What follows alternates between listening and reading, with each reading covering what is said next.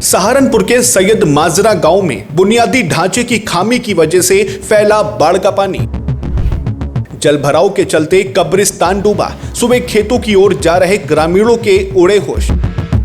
उफनते पानी के बीच बहते मिले दो शवों को ग्रामीणों ने कड़ी मशक्कत के बाद निकाला। क्या विकास का आधा अधूरा खाका अब आस्था और इंसानी मर्यादा पर भी भारी पड़ने लगा है? सहारनपुर के एक गांव से आई इस भयावह ग्राउंड रिपोर्ट को देखकर आपकी रूह कांप जाएगी। नमस्कार, मैं हूं अर्चित और आप देख रहे हैं आज का हिंदुस्तान न्यूज।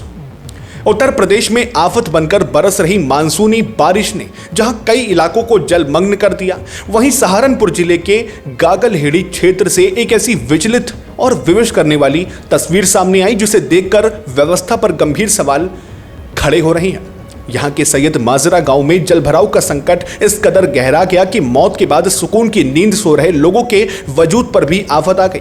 अचानक हुए भारी जलभराव की वजह से स्थानीय कब्रिस्तान पूरी तरह पानी में डूब गया, जिसके बाद इलाके में हड़कंप मच गया।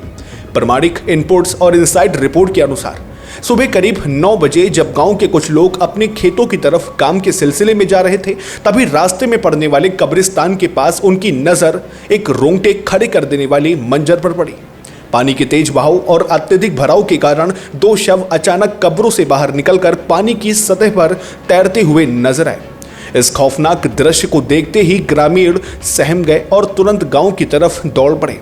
इसके बाद बड़ी संख्या में स्थानीय लोग मौके पर एकत्र हुए और अपनी धार्मिक मर्यादा व मानवीय संवेदनाओं को सर्वोपरि रखते हुए तेज बहाव के बीच दोनों शवों को सुरक्षित निकाला और दोबारा सम्मान के साथ सुपुर्द एक खाक किया।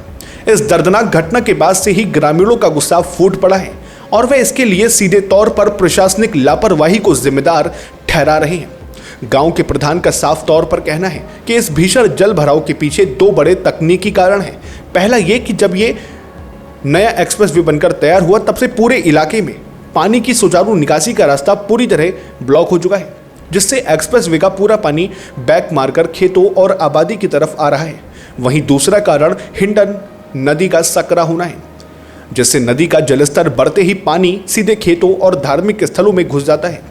ग्रामीणों का आरोप है कि पिछले साल भी बारिश हुई थी, लेकिन ऐसी बदतर स्थिति पहले कभी नहीं देखी गई। इस खौफनाक मंजर के बाद अब स्थानीय जनता स्थायी समाधान की मांग कर रही है, ताकि भविष्य में ऐसी संवेदनशील स्थिति दोबारा पैदा ना हो।